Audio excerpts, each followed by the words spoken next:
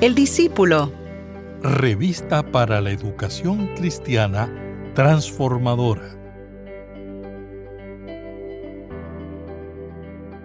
Los ministerios pueden ir acompañados de experiencias dolorosas y gloriosas. Ninguna excluye a la otra, sino que coexisten entre sí. Aceptar esto, saberlo y vivirlo, teniendo a Cristo como ejemplo de ambas realidades, es un signo de un cristiano y de una cristiana madura. En la clase de hoy veremos cómo esas riquezas gloriosas también pueden ir matizadas con estas experiencias dolorosas y sublimes.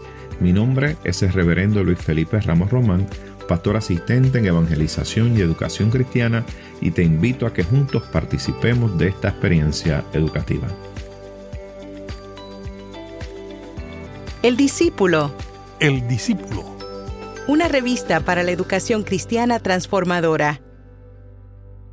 Mis queridos hermanos y hermanas, que el Señor les bendiga en este día. Qué bueno una vez más poder estar con ustedes compartiendo la palabra del Señor. Y en este día queremos compartir la lección número 14 titulada Riquezas Gloriosas.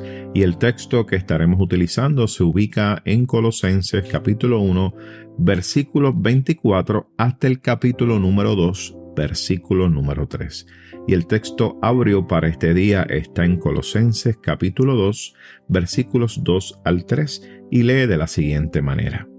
Lucho para que sean consolados sus corazones y para que, unidos en amor, alcancen todas las riquezas de pleno entendimiento, a fin de conocer el misterio de Dios el Padre y de Cristo, en quien están escondidas todos los tesoros de la sabiduría y del conocimiento. Los objetivos para este día son los siguientes: entender que la esperanza viva radica en las riquezas gloriosas. Número 2, definir términos como misterio, riquezas gloriosas y el sufrimiento de Cristo unido al sufrimiento apostólico. Y número 3, interpretar lo expuesto en la lección para poder hacer los puentes de aplicación a la vida cristiana actual. El vocabulario para este día es riquezas gloriosas, y la idea de riqueza puede incluir un sentimiento de bienestar, y generalmente se piensa en la riqueza material, pero para efectos de la lección, la presencia de Dios es la gloria y Cristo es la riqueza. Y misterio es la segundo vocabulario para este día. Es la palabra misterio, es la transcripción del término griego mysterion, que significa secreto, y el secreto de Dios respecto al mundo, o el propósito escondido de Dios. Y queremos, ¿verdad?, que pueda acompañarnos a buscar en el libro de Colosenses capítulo 1 versículos 24 hasta el capítulo número 2 versículo número 3, y estaremos dando lectura a la palabra del Señor en el nombre del Padre, del Hijo y del Espíritu Santo. Amén. Ahora me gozo en lo que padezco por vosotros, y cumplo en mi carne lo que falta de las aflicciones de Cristo por su cuerpo, que es la iglesia. De allí fui hecho ministro, según la administración de Dios que me fue dada para con vosotros, para que anuncie cumplidamente la palabra de Dios, el misterio que había estado oculto desde los siglos y edades, pero que ahora ha sido manifestado a sus santos. A ellos Dios quiso dar a conocer las riquezas de la gloria de este misterio entre los gentiles, que es Cristo en vosotros, esperanza de gloria. Nosotros anunciamos a Cristo, amonestando a todo hombre y enseñando a todo hombre en toda sabiduría, a fin de presentar perfecto en Cristo Jesús a todo hombre, y para esto también trabajando, luchando según la fuerza de Él, la cual actúa poderosamente en mí. Quiero pues que sepáis cuán grande lucha sostengo por vosotros, por los que están en la Odisea y por todos los que nunca han visto mi rostro. Lucho para que sean consolados sus corazones y para que unidos en amor alcancen todas las riquezas de pleno entendimiento a fin de conocer el misterio de Dios, el Padre y de Cristo, en quien están escondidos todos los tesoros de la sabiduría y del conocimiento. ¿Qué les parece si tenemos una palabra de oración y damos gracias a Dios por esta palabra leída? Buen Dios y Padre nuestro, te alabamos y te bendecimos, y en esta hermosa oportunidad queremos que nos hables a cada uno de nosotros. Bendice a mis hermanos, mis hermanas que nos escuchan a través de estos medios, y permite que a través de esta lección tú te glorifiques de manera poderosa. Gracias, Señor, por lo que has hecho. Gracias, Señor, por lo que harás. Y es en el nombre poderoso de Jesús que hemos orado. Amén, amén y amén. Bueno, mis queridos hermanos, vamos a entrar de lleno en esta clase en el día de hoy. Y a manera de introducción, quiero traerles algunos detalles de este libro de Colosenses. Y es una carta que escribe Pablo a esta comunidad en Colosas, y allí al líder de esta congregación, de esta iglesia que se estaba levantando allí en Colosa, de nombre Epafras. Y Epafras era un evangelizador. Se entiende que escuchó el mensaje del evangelio a través de Pablo, él mismo se convirtió y regresó entonces a Colosa, donde residía. Y allí entonces comenzó a compartir la palabra del Señor. Así que este evangelista Epafras estuvo allí y estuvo trabajando el evangelio, y ciertamente fue como la persona que Dios utilizó para darle, si podemos decirlo así, ese discipulado inicial a esta iglesia que se estaba levantando. Pero, ¿qué sucede? Con el pasar del tiempo hubo una situación que se estaba dando allí. Y el problema que estaba presentando la comunidad en Colosa es que estaba entrando en contacto, ¿verdad?, con varias filosofías que se estaban dando en aquella región y en esta comunidad, que ciertamente estaban amenazados de alguna otra manera con desestabilizar, ¿verdad?, la vida de estos nuevos cristianos y estas nuevas cristianas. El libro de Colosenses, el capítulo número 2, el versículo número 8 nos habla un poco del mismo, y quisiera poder leérselos para tenerlo de referencia. Y dice: mirad que nadie os engañe por medio de filosofías y huecas sutilezas según las tradiciones de los hombres, conforme a los rudimentos del mundo y no según Cristo. Así que aparentemente la situación que estaba ocurriendo allí en Colosas era que había esta corriente o estas corrientes filosóficas que se estaban dando allí en aquella comunidad. Hay varios puntos que se traen sobre esto, ¿verdad? Hay varios estudiosos que presentan que la problemática inicial, o una de las problemáticas que habían, era el asunto del gnosticismo, ¿verdad? Y ciertamente cómo esto estaba afectando a gran parte, ¿verdad?, de esa región, porque había, ¿verdad?, esta corriente de pensamientos donde cierta manera lo que estaban planteando, ¿verdad?, algunos gnósticos, era el asunto de que el mundo había sido creado, ¿verdad?, por un Dios inferior, y que el mundo material era malo, y muchas otras cosas, ¿verdad?, que se estaban dando en cuanto a ese movimiento del gnosticismo. Hay otros que plantean que esto no fue la problemática principal allí en Colosas, sino que había una observancia quizá de las leyes judías, que es un tema, ¿verdad?, que se ha tocado varias veces por Pablo a otras comunidades, donde estaba este grupo de judíos que ciertamente estaban tratando de judaizar a los nuevos gentiles que se convertían. Algunas personas, ¿verdad?, plantean eso en el caso de Colosas.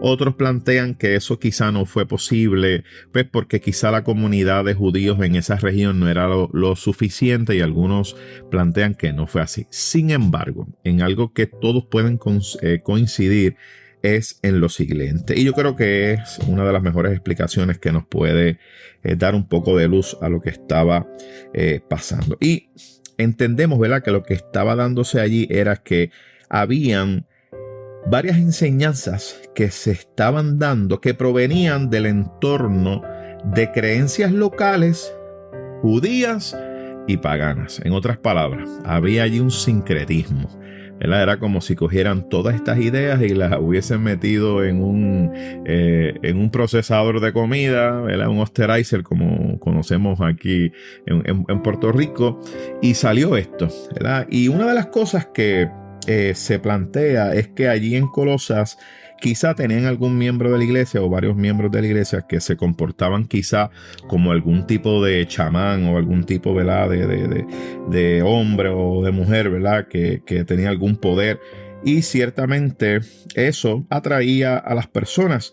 Pues quizá este guía espiritual cristiano que se levantó en ese momento, pues estaba trayendo algún sincretismo, una mezcla de muchas cosas, y ciertamente lo que estaba él presentando era, ¿verdad?, ese comportamiento que proviene de su propia mente carnal y no lo que plantea el evangelio de Jesucristo. Y ahí es que entonces vemos que Pablo entra a petición, ¿verdad?, de Epafras, que le pide la ayuda, y Pablo entonces comienza a hablarles a esta comunidad y comienza a presentar, ¿verdad?, el asunto de que Cristo, ¿verdad?, la centralidad de Cristo, que ciertamente es la identidad de los nuevos creyentes, es solamente Cristo. Y ciertamente Pablo está trayendo una advertencia y a la misma vez los alienta. Sin embargo, me gusta mucho porque Pablo no minimiza la amenaza, ¿verdad?, que presentan las fuerzas demoníacas, pero recalca la supremacía de Cristo sobre esos poderes. Y si algo nosotros tenemos que afirmar hoy en día, lo mismo que está haciendo Pablo con Colosas, es la supremacía de Cristo sobre todas las situaciones, sobre todos los poderes. Y otra cosa que hacía Pablo es que afirmaba esa unidad, ¿verdad?, de los cristianos con ese Cristo exaltado, que ciertamente, como hemos estudiado en clases pasadas, participamos, ¿verdad?, de ese poder y de esa autoridad de nuestro Señor. Y pienso que pues, Pablo aprovechó también esta carta para alentar a estos creyentes, ¿verdad?, que continúen dando la batalla, ¿verdad?, contra el pecado, que busquen la manera de hallar esa santidad en Cristo, ¿verdad?, el buen significado de la santidad, y aprender, obviamente, vivir como pues, hogares que pues son distintivamente cristianos, ¿verdad?, y que demos ejemplo y que podamos ir caminando, ¿verdad? Eso es lo que dice Pablo a los colosenses, pero es algo que lo tenemos que aplicar nosotros, que vayamos avanzando hacia una madurez en Cristo. Y aquí es que nos encontramos ciertamente en esta carta de Pablo a los colosenses. Miren, en resumen, la vida en Cristo y el evangelio lo es todo. Eso es lo que Pablo, ¿verdad?, está afirmando. Pero vayamos al texto bíblico. Miren, cuando vemos Colosenses, capítulo 1, el versículo 24, Pablo quiere dejarles saber a ellos que ciertamente el asunto del sufrimiento está presente en Cristo. Y de igual manera hay un sufrimiento, ¿verdad?, que tuvieron los apóstoles, pero el sufrimiento de Cristo y el sufrimiento de nosotros, mis amados hermanos, no están en el mismo nivel, no están en el mismo plano. Cuando hablamos de ese sufrimiento de Cristo, ¿verdad?, estamos hablando de esa pasión y muerte de Él, que ciertamente es único. O sea, ese acontecimiento de la pasión y muerte de Cristo es único. Y es único, mis amados hermanos, porque ciertamente proviene de nuestro Señor y Salvador, pero también porque cambiaron la historia de la humanidad. cambió esa historia entre Dios y el ser humano. Y ciertamente Pablo está planteando esto. Y la realidad es que nosotros como iglesia tenemos que entender que somos parte del cuerpo de Cristo. Y como somos parte del cuerpo de Cristo, miren, hemos sido esparcidos por el mundo. ¿Sabe que cuando nosotros participamos de la cena del Señor, ese acto del partimiento del pan, miren, eso es el símbolo. Somos partidos, ¿verdad?, para ser esparcidos por el mundo. Por eso es que el pan se comparte, ¿verdad? Y eso es una, ¿verdad?, de la simbología que hay dentro de la cena del Señor, ¿verdad? Que es la mesa que nosotros celebramos semana tras semana. Cuando vamos al versículo 25, vemos que Pablo está planteando que hay un plan y hay una disposición de Dios. Y la manera de uno poder servir a Dios y servir a la comunidad y servir a la iglesia es ejerciendo el servicio que Dios nos ha delegado. Y ciertamente eso es algo importante. Cada uno de nosotros tenemos que cumplir con nuestra parte. Y lo hacemos por amor. Y lo hacemos porque obedecemos a ese plan que Dios tiene para cada uno de los seres humanos. Porque somos parte del cuerpo de Cristo, no podemos perder eso de perspectiva. No somos llaneros solitarios, no somos entes aparte, no somos tribus apartes. No.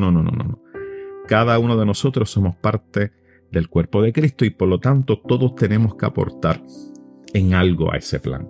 Y todos tenemos algo que podemos hacer y si Dios nos ha llamado, Dios entonces, miren, nos capacitará, nos ayudará y está en nosotros obedecer.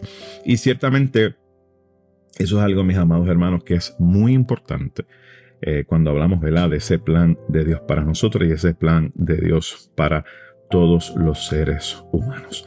Ahora, una de las cosas que nos presenta también el texto en el versículo número 26 es el asunto, ¿verdad?, del misterio, ¿verdad? Ese misterio que es el designio de Dios, es el plan de Dios. Y una de las cosas que nos presenta el texto cuando analizamos este asunto del misterio es parte de ese ministerio, de ese misterio de Dios es que Israel fue elegido primeramente, ¿verdad?, para ser llamado hijos de Dios, pero ahora todas las naciones fueron llamadas para ser hijas de Dios, para ser parte de ese plan. Y uno de los misterios más hermosos de esto es que nos muestra que ciertamente Dios no rechazó nunca a las personas paganas. Dios no nos rechazó a ninguno de nosotros. Y eso es parte del misterio de Dios, que Dios está ahí dispuesto para darnos salvación a cada uno de nosotros. Y ciertamente esa gloria de Dios que quizás se manifestó en el Antiguo Testamento a través, ¿verdad?, de la tienda en el desierto, ¿verdad? ¿Se acuerdan cuando Moisés iba a la tienda y bajaba la nube? También quizá vemos esa gloria de Dios en el testimonio bíblico en el Antiguo Testamento con la columna de fuego. También esa gloria de Dios que se manifestaba en el templo. Pero ahora esa gloria de Dios se manifiesta en cada uno de los seres humanos. Porque esa gloria del Señor está en medio de nosotros. Y está en medio de nosotros con más riquezas que antes. ¿Por qué? Pues Cristo es la riqueza de la gloria de Dios, ¿verdad? Y eso está, mire, en sintonía con ese designio y plan de Dios, que ciertamente fue revelado mucho tiempo atrás y ahora, ¿verdad?, lo vemos cumplido a través de esa experiencia de Dios insertándose a través de Cristo en el tiempo de los seres humanos a través del Cristo resucitado. Así vemos que ese Cristo, ¿verdad?, que es el Kairos en ese tiempo de Dios, se inserta en el Cronos, que es el tiempo nuestro para traernos salvación.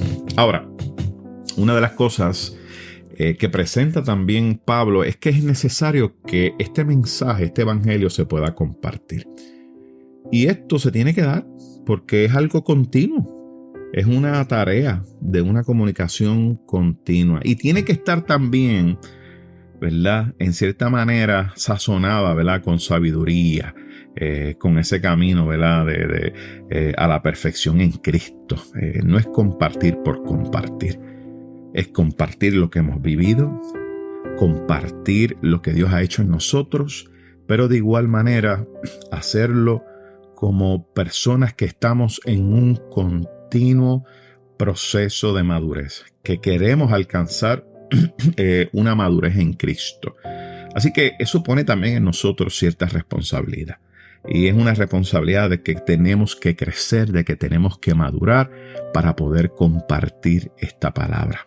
Porque hay cosas en la vida, ¿verdad?, que tenemos que ir experimentando como cristianos y como cristianas, para que cuando lleguen momentos difíciles en la vida de otras personas y que se puedan y que tengamos la oportunidad de que se acerquen a nosotros, que nosotros podamos tener una palabra para ellos. No es que lo sepamos todo, no es que vamos a tener todas las contestaciones, pero nosotros tenemos al que puede ofrecer consuelo, al que puede ofrecer transformación, el que puede sanar heridas, el que puede hacer cambios radicales en las familias, y eso es lo que nosotros representamos, ¿verdad? Y esa gloria de Dios, como les dije, está, miren, en nosotros, que es a través de Cristo. Y de cierta manera, ¿verdad?, vemos también en estos últimos versículos que nos presenta el texto, es ese pleno conocimiento, ¿verdad?, que procede de Dios y de Cristo, que ciertamente va a traspasar mucho más de todas estas filosofías fantasiosas de personas que posiblemente con unas mentes carnales, como les dije, están presentando. Y una de las cosas que me gusta es que ese conocimiento de la voluntad de Dios es algo concreto. A diferencia, ¿verdad?, de esas filosofías falsas que se basan en algo que es iluso, en algo que no se puede comprobar, en algo que no hay certeza, pues ciertamente la voluntad de Dios se puede presentar, ¿verdad?, como algo concreto. Y lo vemos ciertamente a través de la figura de Cristo. Hay 3 puntos que quiero tocar a manera de cierre.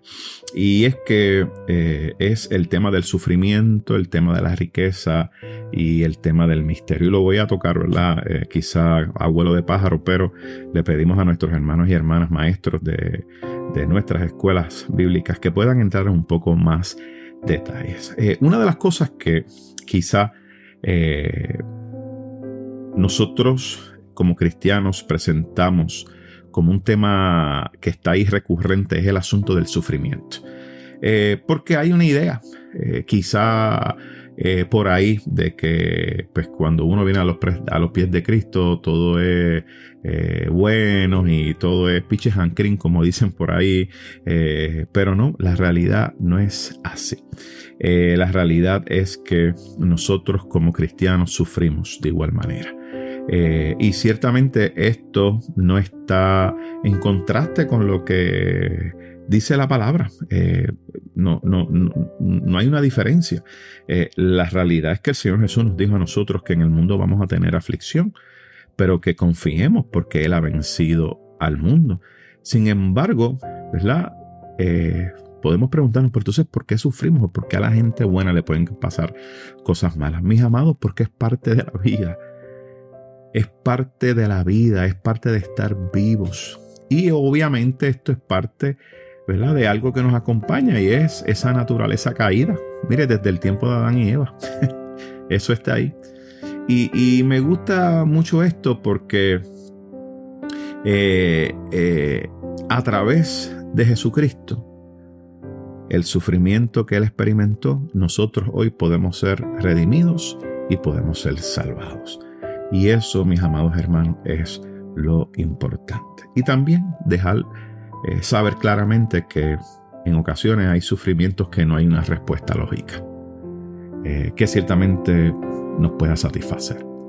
Hay respuestas que ciertamente no vamos a poder entender, no lo vamos a saber todo, y ciertamente no nos va a satisfacer. Sin embargo, tenemos que aprender a confiar en Dios en medio de todo. Pero sí, mis amados hermanos, el sufrimiento es parte de la vida y es debido a esa naturaleza caída de el ser humano. Ahora, el asunto de la riqueza es un tema que quiero tocar también, quizá abuelo de pájaro. Y es que hemos experimentado por los últimos 30, 40 años, ¿verdad?, una teología de la prosperidad que lo que están proponiendo es que la riqueza material es algo relacionado a la fidelidad de Dios. Si me van las cosas bien económicamente, es que soy fiel a Dios. Y eso, ¿verdad?, es una señal de que Dios está conmigo. Y eso, mis amados hermanos, no es real. No es la total realidad.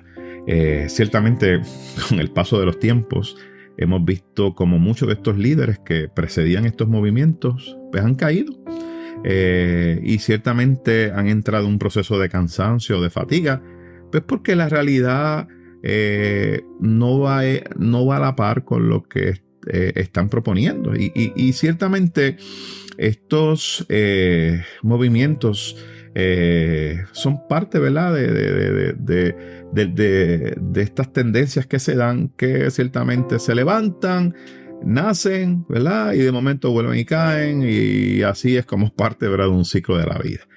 Nosotros, la iglesia del Señor, que está en todo el mundo, tenemos que plantear una teología que sea balanceada, una teología saludable, una teología que esté centrada en las enseñanzas de nuestro Señor y Salvador Jesucristo, que ciertamente sabe y enseña que las riquezas terrenales son pasajeras y no son evidencia de la fidelidad de Dios a su pueblo. Y eso, mis amados hermanos, tenemos que dejarlo saber.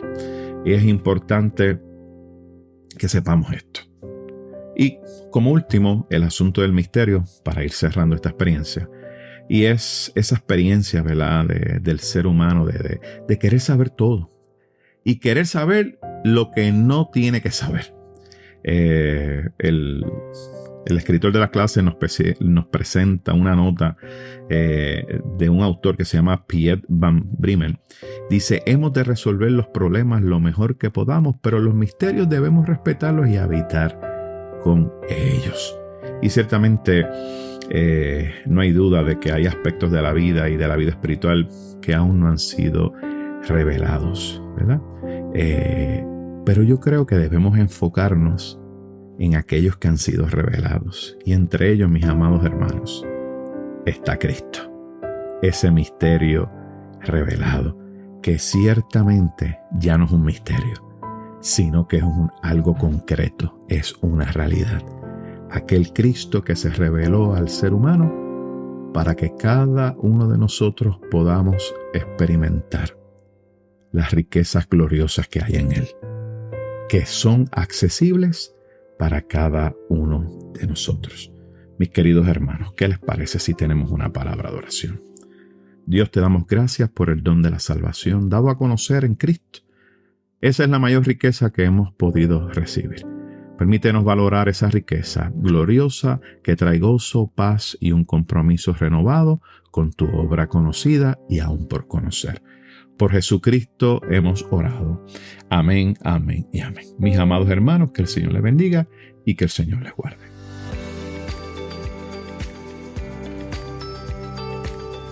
Gracias por escuchar El Discípulo. Revista para la Educación Cristiana Transformadora.